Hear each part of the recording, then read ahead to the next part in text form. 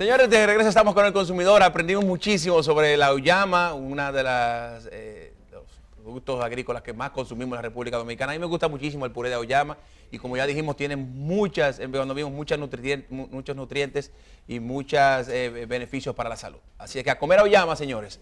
Ahora nos visita la licenciada Leisy Cabrera. Ella es psicóloga clínica y especialista en clínica juvenil educativa. Y estaremos hablando, señores, sobre un tema muy importante. Usted sabe que durante el mes, este es el mes de la concienciación sobre el tema del autismo y quisimos invitarla para hablar sobre este tema tan importante y que muchas veces los padres, y hablaba con la licenciada un poco fuera del aire sobre el tema, los padres desconocen que su niño o su niña está dentro de este espectro. Un gran placer, licenciada, conocerla y tenerla en el programa. ¿Cómo estás, Pablo? Sí. Hola, buenos días.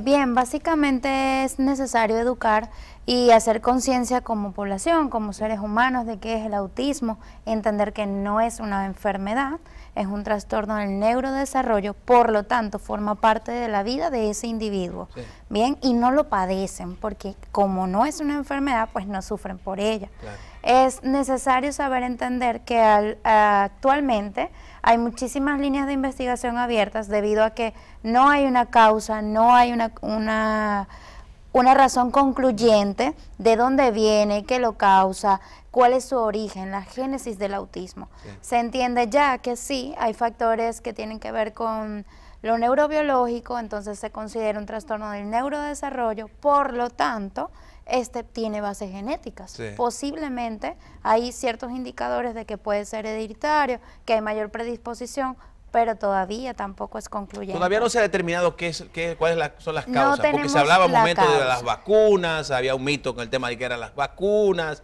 sí. Se hablaba de contaminación ambiental, la parte genética también, todavía no se ha determinado. No se ha determinado, sí. Hay algunas evaluaciones, algunas líneas de investigación que decían, bueno, sí, hay un factor genético y se daba con el tipo de gen que era originario, pero sin embargo no es repetitivo en todos los casos de autismo. Okay. Es importante entender que la persona con autismo es un caso tan particular como personas hay en el mundo. ¿Qué quiere decir? Que el autismo no es igual para todo el que lo tiene, no es igual para, qué sé yo, Leisy Cabrera como para Pablo. Sí. Se da de forma diferente, con signos clínicos absolutamente diferentes, pero sin embargo hay una línea que te permite detectar, bueno, mira, todos estos signos son clínicos y pertenecen o corresponden a este trastorno. ¿Cuáles signos podríamos mencionar que pueden demostrar o pensar, ¿no?, dar la sospecha de autismo? Sí, lo más importante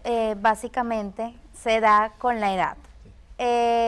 Tiene que ver un poco los primeros años de vida. Sí. Se entiende que la adquisición del lenguaje es bastante tardía, o de pronto decía algunas palabras y ha dejado de decirlas, o había adquirido habilidades y luego las pierde. Entonces esas son características que nos van dando indicadores. También hay trastornos de sueño que hay que considerar y tener en cuenta, pero no se dan de forma aislada. Tiene que haber una línea entre un signo clínico y el otro. Cuando te habla de trastorno del sueño, ¿qué explica esto? ¿Que no duerme bien? No duermen durante la noche, es bastante interrumpido, bastante deficiente, están constantemente cansados, irritados, no logran conciliar el sueño de una manera natural o espontánea como el resto de las personas. Sí. Entonces es un posible indicador. Muchas veces tienden a confundir con que el niño está sordo porque no responde a su nombre, no responde a estímulos, no realiza ningún tipo de contacto coherente con el entorno. Entonces muchas veces tiende a pensarse que hay una discapacidad auditiva. Cuando se hace la evaluación, pues no hay ningún tipo de disminución en la misma, por lo tanto, entonces se van dando características que pueden ir construyendo un posible diagnóstico. Yo veía, buscando información para la entrevista, que el tema social también se ve afectado, ya en niños un poquito más avanzados en edad, que no interactúan con otros niños. ¿Es cierto que puede ser esto de los signos? Sí, de hecho es uno de los más predominantes. La habilidad social no está adquirida, no está consolidada. En algunos casos hay desconocimiento absoluto de las emociones, no son capaces de ponerse en el lugar del otro, de desarrollar algo que se llama empatía, que es cómo usar los zapatos ajenos. Ellos no tienen esa habilidad adquirida. Sin embargo, es necesario saber entender que todo esto se puede ir trabajando, se puede ir estimulando. Sí. Mientras más temprana se dé la detección, pues mayores posibilidades y mayores recursos tiene este niño de poder desarrollarlas, de poder hacer su conducta cada vez más adaptativa. Sí. ¿Hay diferentes grados, sería, o niveles de autismo? Sí, de hecho hubo una transformación en el manual diagnóstico que pasó a ser, antes estaban clasificados, ahora todos forman parte del espectro, por eso se dice que es TEA, sí. Trastorno del espectro autista. Sí. Entonces, se considera por grados, por niveles, por ejemplo, puede ser de un moderado a severo, un autismo profundo, leve. Entonces todo va a variar dependiendo de las características y de los signos clínicos que manifieste el paciente, que sí. Puede ser un niño y puede ser un adulto. Sí. De hecho, muchísimos adultos con todo esto de que se está conociendo, que nos estamos educando, estamos aprendiendo, pues han detectado esos signos y han dicho, bueno, pero ya va, déjame ir, déjame evaluarme. Y muchas veces sí, resulta que ha tenido autismo toda su vida y que hay características, por ejemplo, habilidades sociales o situaciones en las que ellos no lograban encajar, no lograban adaptarse. Entonces, cuando se dan cuenta y obtienen el diagnóstico, entonces logran hacer clic y dan respuesta. Y conectar a saber por qué sí. Actúo o hago lo que hago. Es así. En eso, bueno, un poco quiero volver atrás con el tema de los signos. Usted hablaba, quiero volver atrás porque hay mucha gente, muchos padres que nos están viendo y desconocen tal vez que su niño, su niña está dentro del espectro, del TEA, ¿no? Que es trastorno de espectro autista. Y usted hablaba del tema de la parte social, del tema del habla, el tema del sueño, trastorno del sueño. ¿Qué otros signos pudieran...? Bien, no miran a los ojos, les resulta bastante difícil mirar a los ojos de las personas, sí. No pueden sostenerlo durante siquiera 5 segundos. Sí. Es bastante complicado. Fijar la mirada, ¿sí? Sí, bastante complicado. Hay hipersensibilidad o hiposensibilidad, por lo tanto, algunos su umbral de dolor es bastante disminuido. Por no sienten dolor, no sienten, bueno... No lo sienten. No sienten dolor. No, podrían quemarse, podrían estar expuestos a una plancha, pueden estar expuestos a cualquier material caliente y no sentir que se están quemando. Sí. Entonces pueden llegar hasta incluso tener quemaduras de 3er grado. Algo bastante importante es que no detectan el peligro, no lo perciben, porque el miedo es una emoción. Al tener debilidad en las emociones, pues el miedo no está tan presente o no hay tanto estado de conciencia, por lo que no se paralizan ante posibles amenazas. Estamos hablando de que cuando hay casos, por ejemplo, hay casos que van a niveles un poquito más extremos, no sé si sería el término extremo, pero niveles más altos. Los niños dentro del espectro que se laceran o que hacen movimientos repetitivos, ¿eso también entra dentro? Sí, hay conductas estereotipadas que sí. Son estos movimientos repetitivos, muy rítmicos, por ejemplo, movimientos que funcionan como autoestimulación, hacer de esta manera, balancearse, o sí. Por ejemplo, mover el brazo de una forma o la mano, está el aleteo. En algunos niños se presentan y muchos papás se alarman, es que él aletea. Sí. Sí, pero tienen que reunir otros signos para poder establecer un diagnóstico. Entonces, eso es importante, eso esa es muy importante. Que no es solamente porque el niño haga algo, por ejemplo, caminar en puntilla, no quiere decir, bueno, que sí. Tiene que darse un conjunto, por eso es un conjunto de un trastorno, ¿no? Que son varias. Exacto. Por ejemplo, en estos días, no hace tanto, a consulta me llegó un paciente, no, mire que mi hijo camina en puntitas y un señor en la piscina me paró a decirme que su nieta caminaba así y entonces que era autista, que lo llevara, que lo evaluara. Sí, pero un signo no es suficiente para hablar de un trastorno. Claro. Eso hay que tenerlo claro. Hay alteraciones motrices, por lo tanto tienen muchísima debilidad, tanto en la motricidad fina, que es hacer pinza, tomar cubiertos, agarrar un lápiz, tener control, y también en la gruesa para desplazarse. Son un poco más torpes, se llevan las cosas por delante. Algo importante es que ante la debilidad social, ellos, si quieren, por ejemplo, la tablet, pueden pasar por encima de la persona para obtenerla. No tienen esa cautela, ese cuidado, considerar al otro, tener cuidado, pedir permiso.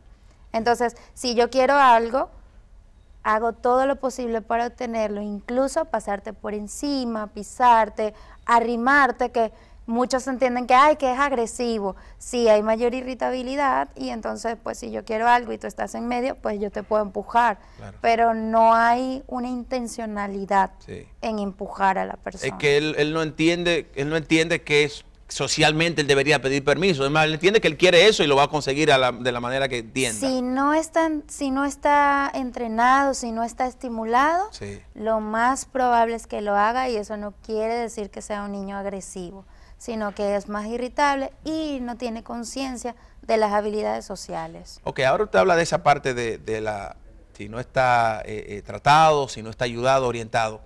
¿Desde qué momento, en qué momento un padre, una madre debe decir, ok, este niño déjame llevarlo a un psicólogo, a un profesional para descartar que esté dentro del trastorno? Miren, este trabajo de hacer conciencia es de todos, ¿no?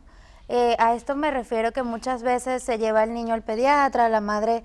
Yo realmente les digo a las mamás que ellas tienen que confiar mucho en su intuición. Los padres siempre saben, siempre.